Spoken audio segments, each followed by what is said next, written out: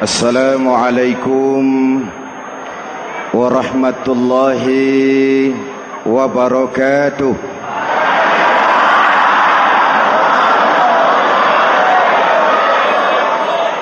Alhamdulillahi rabbil alamin. Wassalatu wassalamu ala ashrafil mursalin Sayyidina wa maulana Muhammadin wa ala alihi wa sahbihi ajmain, amma ba'du. Para ulama yang saya muliakan, hadirin hadirat ma'asyiral muslimin yang saya cintai, banyak kita alami perubahan-perubahan yang terjadi, baik perubahan yang menyangkut sosial budaya, lebih-lebih yang menyangkut sosial politik. Yang tidak banyak mengalami perubahan adalah sosial ekonomi. Bahkan angka kemiskinan kita naik menjadi 3/5 dari total penduduk kita hidup di bawah garis kemiskinan, dan 20% diantaranya miskin mutlak. Perubahan-perubahan yang terjadi menyadarkan kita kepada kebenaran Al-Quran ketika Allah menyatakan wa tilkal ayyamu nudawiluha bainan nas. Hari itu kami putar di antara manusia. Ada saat datang, ada waktu pergi. Ada hari lahir, ada saat kembali, ada waktu dilantik, ada saat menyerahkan jabatan. Hari kami putar di antara manusia dan hidup cuma sekadar menunggu giliran. Soalnya kemudian di tengah perubahan-perubahan yang terjadi begitu cepat, what must we do now?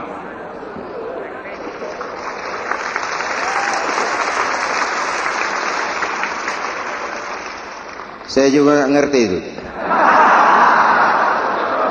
Yang penting kan penampilan. Saudara-saudara kaum muslimin di seluruh tanah air, jadi pemimpin adalah pelayan bagi orang yang dipimpinnya. Okelah, perbaikan ekonomi, pembukaan lapangan kerja baru kita serahkan kepada pemerintah, karena kita percaya mereka orang-orang terpilih belaka yang dipilih dengan kepercayaan akan mampu membawa rakyat keluar dari kesulitan. Amin. Tugas kita sekarang di zaman susah meluruskan akidah. Jangan sampai mbah dukun yang naik ke permukaan. Betul? Islam misinya yang pertama membebaskan manusia dari kemusyrikan. 13 tahun Rasul berjuang di Makkah, menanamkan akidah, meluruskan keyakinan, membentuk iman. 13 tahun membebaskan manusia dari belenggu kemusyrikan. 13 tahun menanamkan la ilaha illallah Muhammadur Rasul dengan seluruh konsekuensinya. Kalau saya yakin tidak ada Tuhan selain Allah, saya tidak akan minta tolong kecuali hanya kepada Allah.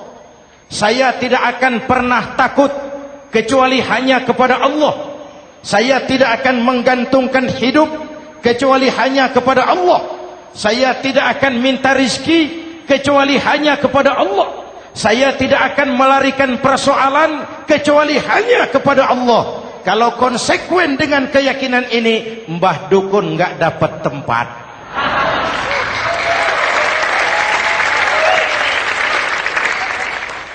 Akur?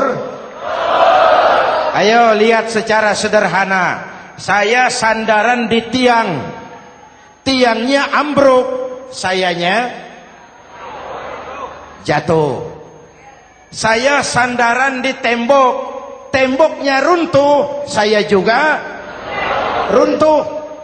Saya sandaran kepada orang kaya, dia jatuh miskin, saya bangkrut.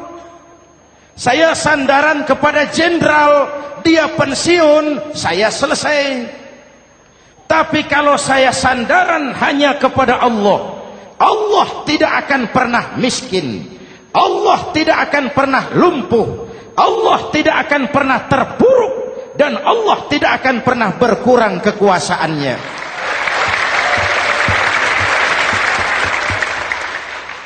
Maka umat Islam, sesulit apapun zaman yang kita hadapi, Allah juga tempat kita bersandar. Jelas? Selama ini kita iman dalam ucapan, tapi sekuler dalam perbuatan. Di masjid ada Allah, di kantor Allah tidak ada, maka korupsi merajalela.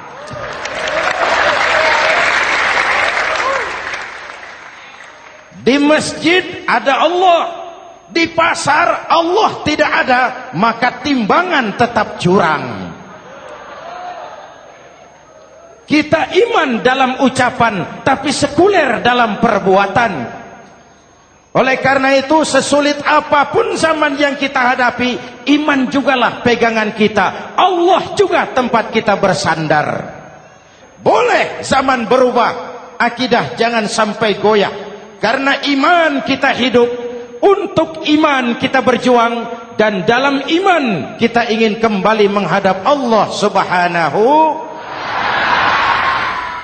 Selama ini manusia Indonesia kita lebih banyak diisi otaknya, hati sering kosong, agama dangkal, akidah rapuh, moral rendah.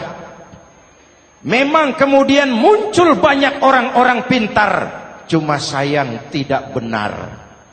Indonesia kita bangkrut, Indonesia kita terpuruk, Indonesia kita sakit parah kalau diurus orang yang cuma pintar tapi tidak benar. Kita perlu orang-orang pintar, tapi kita lebih perlu orang benar. Jelas? Kalau cuma pintar tapi tidak benar, itu yang sering saya sampaikan, nanti disuruh ngurus beras malah nimbun beras.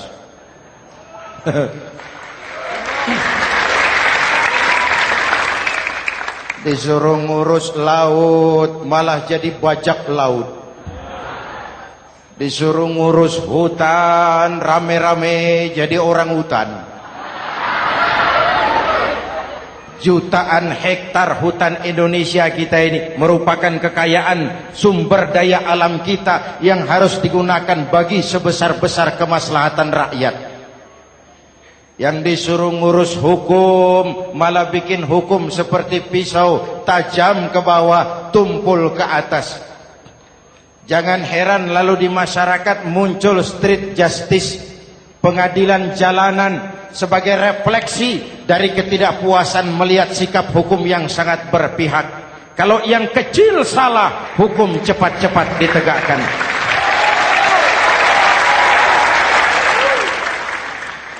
Lihat saja sekarang ini kalau orang terkenal banyak uang punya masalah, antri yang bela. Betul? Tapi saudara lihat si Marsinah di Jawa Timur, si Sengkon dan Karta di Jawa Barat, si Udin Bernas wartawan Jogja terseok-seok mencari keadilan, sampai hari ini urusannya masih remeng-remeng. Kenapa bisa begitu? Jawabannya sederhana, tidak ada fulus. Ada fulus mulus, tidak ada fulus manfus. Betul? Jangan sampai para penegak hukum kita terjebak pada lagu baru, maju tak gentar membela yang bayar. Biar bertentangan dengan nurani, biar bertentangan dengan public opini, biar bertentangan dengan rasa keadilan. Siapa yang bayar, itulah majikan. Mau benar atau salah, belain terus. Kalau seperti inilah hukum kita, mafioso keadilan akan tetap gentayangan. Hadirin yang saya hormati, 13 tahun beliau berjuang di Mekah, meluruskan keyakinan, memantapkan akidah, meneguhkan iman. Dari situ segalanya dimulai, dan ke situ segalanya akan menuju. Intan paling mahal, mutiara paling berharga, tidak lain adalah nilai-nilai keimanan. Kalau itu sudah tergadai, apalagi yang bisa kita banggakan dalam kehidupan ini? Kita merasa harta kita berharga, belum ada artinya ketimbang iman. Kedudukan kita punya nilai pun belum ada artinya ketimbang dengan nilai-nilai keimanan. Itu intan paling mahal, itu mutiara paling berharga. Harta baru ada manfaatnya kalau dilandasi dengan iman. Jabatan dan kedudukan baru terasa gunanya kalau dilandasi dengan keimanan. Kalau jabatan lepas dari iman, yang akan lahir Fir'aun baru. Jelas? Kalau harta terlepas dari iman, yang akan muncul adalah konglomerat Korun. Kalau ilmu pengetahuan terlepas dari nilai dasar keimanan, maka yang akan muncul adalah ilmuwan pelacur yang menyalahkan yang benar, membenarkan yang salah untuk kepentingan pribadi. Dan kondisi seperti itu tidak akan membuat kita makin sehat. Oleh karena itu, pada kesempatan ini, pesan pertama saya, menghadapi zaman susah, tetap jaga akidah. Tetap pelihara keyakinan. Kesulitan bukan untuk ditakuti, untuk diatasi. Hidup adalah kerja keras, bukan keajaiban. Perubahan tidak akan datang hanya dengan simsalabim abragadabra. Perubahan tidak akan muncul hanya dengan berandai-andai. Perubahan tidak akan turun dari langit seperti turunnya embun di waktu malam. Perubahan adalah kerja keras. Sehingga Al-Quran membimbing kita, innallaha la yughayyiru ma biqaumin hatta yughayyiru ma bi anfusihim. Allah tidak akan mengubah keadaan suatu bangsa kalau mereka tidak mau mengubah apa yang ada di dalam diri mereka. Yang ada di dalam diri itu rule of thinking, state of mind, cara kita berpikir, cara kita memandang kehidupan, cara kita mengatasi persoalan. Hadirin yang saya hormati, inilah iman. Berangkat dari ini kita menyadari, ini ujian buat kita rakyat. Dan kita rakyat Indonesia ini kalau sama susah sih sudah kenyang. Ya Pak? Ya Pak? Kita ini sebagai bangsa mengalami apa yang disebut oleh Bung Karno up and down. Naik, turun, timbul, tenggelam, pasang, surut. 350 tahun dijajah oleh Belanda, kita susah. Berangkat Belanda, masuk Jepang, susah lagi. Pergi Jepang, datang nikah, susah lagi. Lalu kita merdeka, dirongrong oleh berbagai pemberontakan, susah lagi. Makan bulgur, antri minyak. Lalu PKI berontak, susah lagi. Muncul orde baru, lama-lama susah lagi. Orde baru selesai, naik reformasi, mulai repot nasi, susah lagi.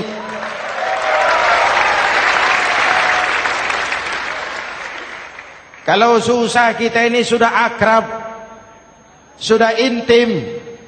Mestinya kalau sudah susah seperti itu, jangan salah sikap menyikapi kesusahan. Jangan sampai kita potong kompas, ambil jalan pintas, terjebak menghalalkan segala cara. Itu tidak akan menguntungkan.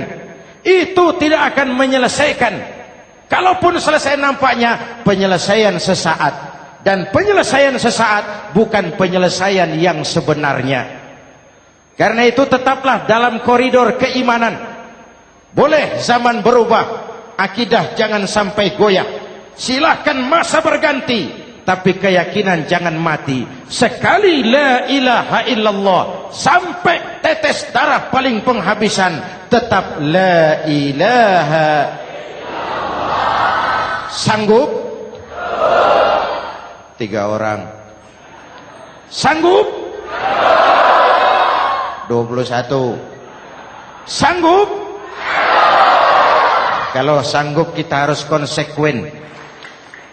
Saudara-saudara di seluruh tanah air, misi yang kedua dari Islam setelah membebaskan manusia dari kemusyrikan, membebaskan manusia dari ras diskriminasi, mengikat manusia dengan tali akidah.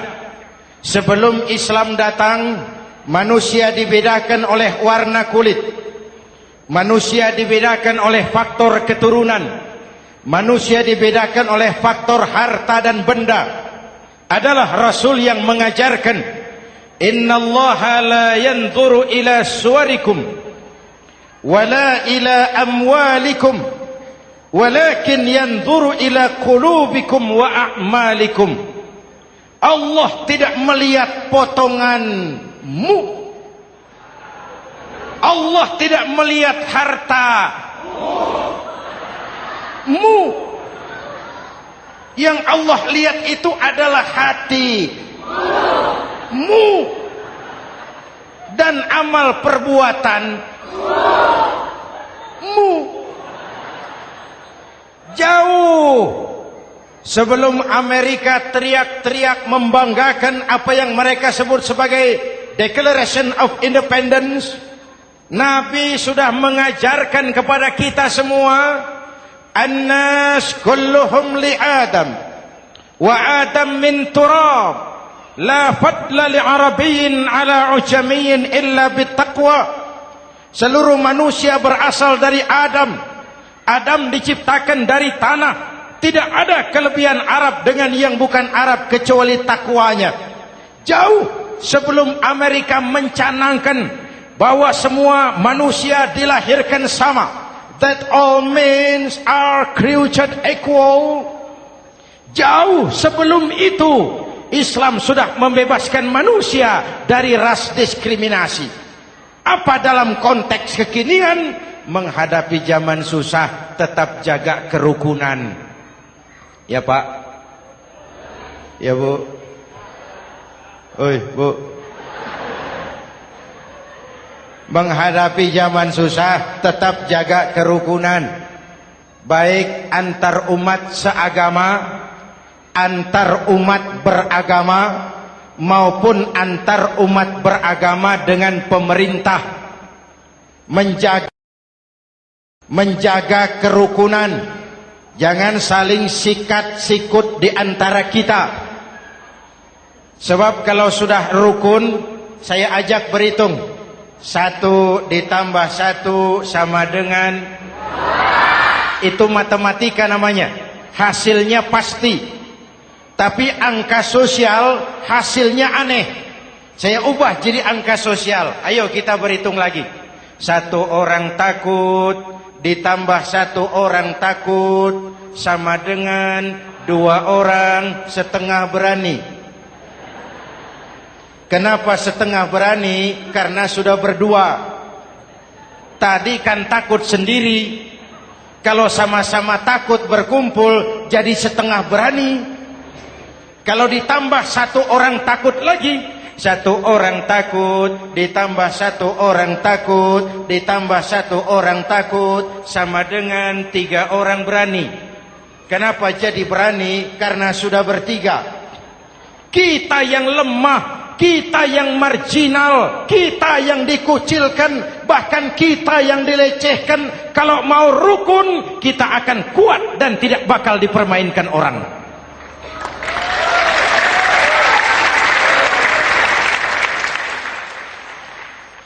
Tapi kalau rukunnya yang satu mau menikam yang lain, saya ajak berhitung lagi. Yuk berhitung yuk. 1 ekor ayam ditambah 1 ekor musang sama dengan 1 ekor musang. Kemana ayamnya? Dimakan musang. Betul nggak nih hitungan? Ayo kita hitung lagi. 1 ekor ayam ditambah 1 ekor musang sama dengan 1 ekor musang. Kemana ayamnya? Dimakan musang. Jadi kalau kita suka kumpul dengan orang yang mau makan kita, selesailah kita.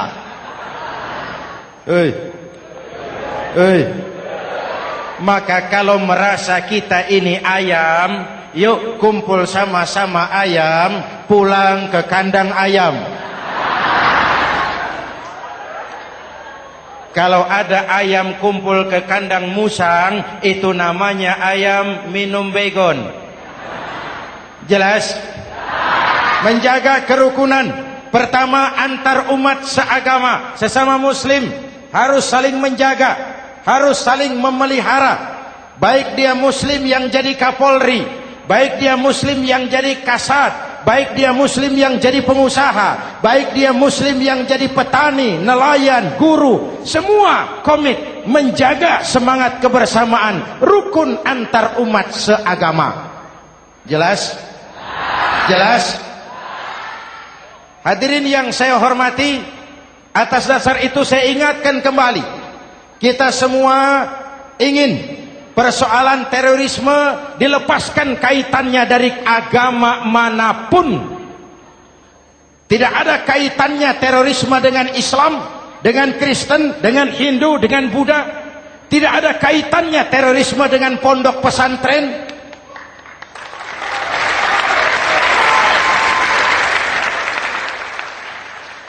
Jangan sampai pesantren jadi kambing hitam. Karena sejak zaman penjajahan, pesantren sudah terbukti memberikan kontribusi bagi perjuangan memerdekakan rakyat Indonesia.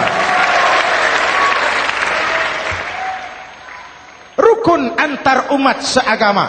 Yang kedua, rukun antar umat beragama. Islam ini rahmatan lil.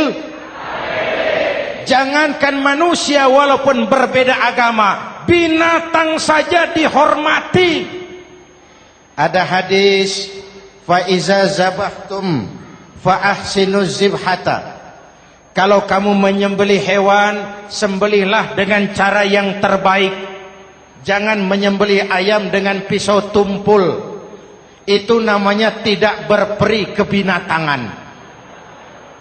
Yang kecil lagi, saudara buka babul istinja, makruh buang air kecil di tanah yang berlubang. Sebab apa? Pertama, menjaga kesehatan. Siapa tahu di lubang yang saudara buang air kecil itu ada gas beracun. Kalau tidak, melindungi binatang yang ada di dalam lubang. Siapa tahu di lubang yang saudara buang air kecil itu ada semut sedang rapat membahas terorisme. Apa dosanya lalu mati dikencingi? Ini namanya rahmatan lis semut. Binatang saja dilindungi. Maka perbedaan agama tidak harus menyebabkan kita bertolak belakang. Perbedaan agama bukan alasan untuk saling bermusuhan. Apalagi kita sudah menyadari tentang kemajmukan kita, tentang kebinekaan kita, tentang keragaman kita. Rukun antar umat beragama. Saling menghormati, saling menghargai, tapi tetap dalam batas lakum dinukum. Lalu rukun antar umat beragama dengan pemerintah. Hadirin yang saya hormati, yang benar kita dukung, yang salah kita perbaiki dan kita tegur menurut cara-cara yang diajarkan oleh agama kita. Dan sholat berjamaah, pendidikan bernegara yang paling bagus. Tadi kita sholat ada imam, ada makmum, betul? Makmum wajib ikut imam kalau imam benar sholatnya. Rakyat wajib ikut pemimpin kalau pemimpin benar mimpinnya. Masyarakat Islam ini loyal. Masyarakat Islam ini bukan pemberontak. Masyarakat Islam ini taat dan setia. Kapan? Kalau imamnya benar. Imam takbir, makmum. Imam ruku, makmum. Imam i'tidal, makmum. I'tidal. Imam sujud, makmum. Tapi kalau imam keliru, mestinya imam ruku malah sujud. Salah imam ini. Tegur. Siapa yang wajib negur? Makmum yang sop terdepan. Anggota DPR.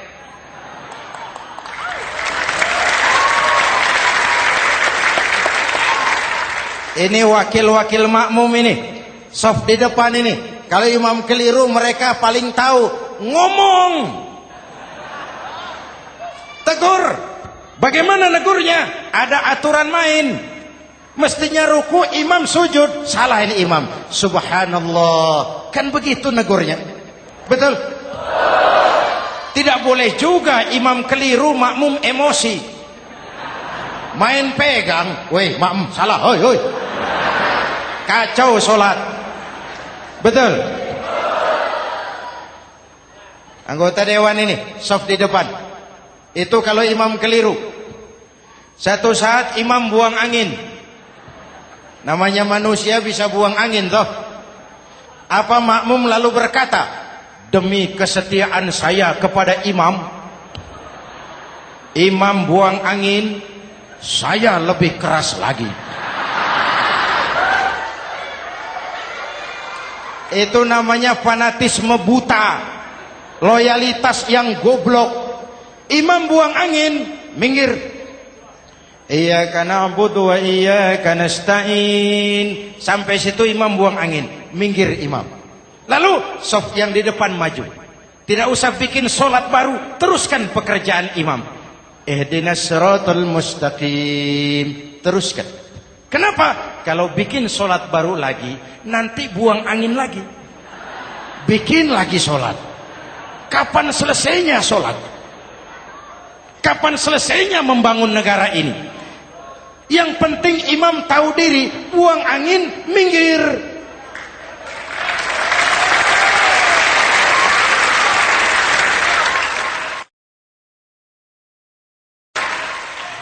Ini kacaunya solat berjamaah kita sekarang. Kacaunya negeri kita sekarang. Banyak imam sudah buang angin, gengsi. Diam aja merasa nggak punya salah. Dikasih tahu sama makmum, imam tadi buang angin ya, malah jawab sedikit. Apa kalau sedikit lalu tidak batal solat itu? Mekanisme kehidupan sosial yang diatur lewat tuntunan solat berjamaah. Sehingga Nabi berpesan, kun imaman muta'an au ma'muman muti'an fala takun thalisan jazu'a. Kalau jadi pemimpin, jadilah pemimpin yang ditaati. Kalau jadi makmum, jadilah makmum yang mentaati.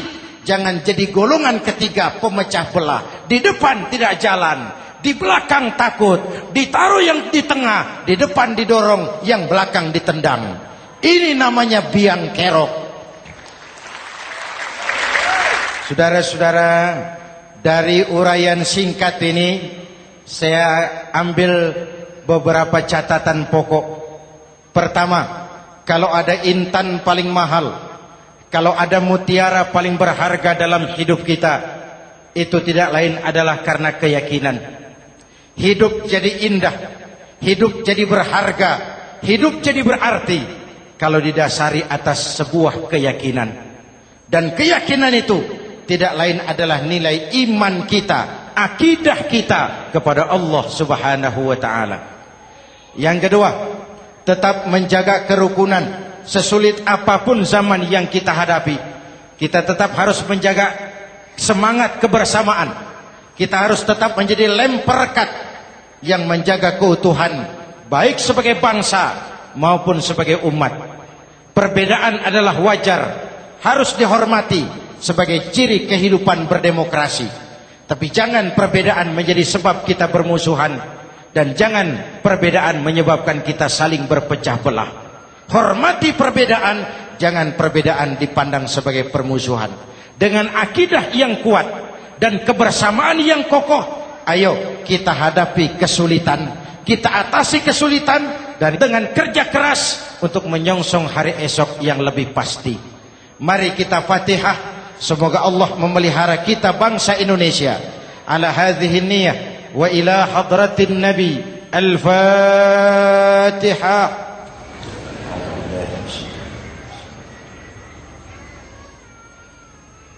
Iyyaka na'budu wa iyyaka nasta'in. Ihdinas siratal mustaqim. Siratal ladzina an'amta 'alaihim. Bismillahirrahmanirrahim. Amin. Alhamdulillahi rabbil alamin. Allahumma salli wa sallim wa barik ala sayyidina Muhammadin wa ala alihi wa sahbihi ajma'in. Allahumma rabbana taqabbal minna salatana wa siyamana wa qiyamana wa takhashu'ana wa ta'abbudana wa tammim taksirana ya arhamar rahimin.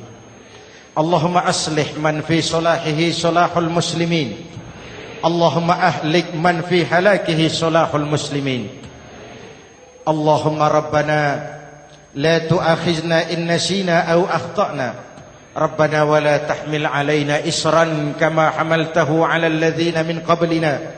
Rabbana wa la tuhammilna ma la taqata lana bih wa'fu 'anna waghfir lana warhamna anta maulana fansurna 'alal qaumil kafirin. Allahumma ij'alna minas su'ada'il maqbulin wa la taj'alna minal ashqiya'il mardudin. Afdalu ma qultuhu ana wan nabiyyuna min qabli. La ilaha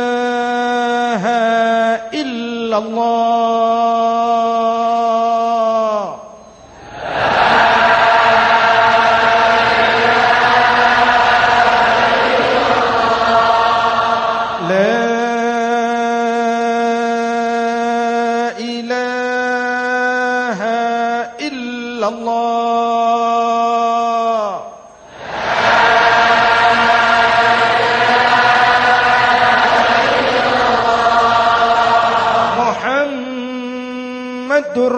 Rasulullah.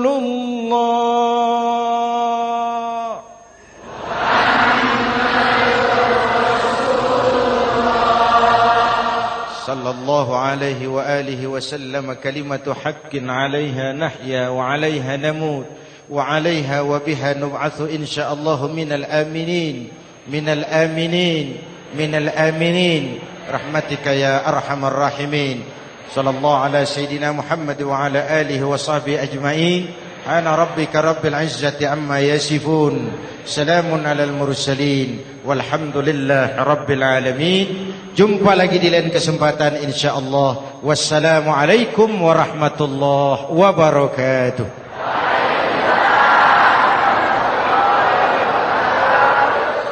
Mm-hmm.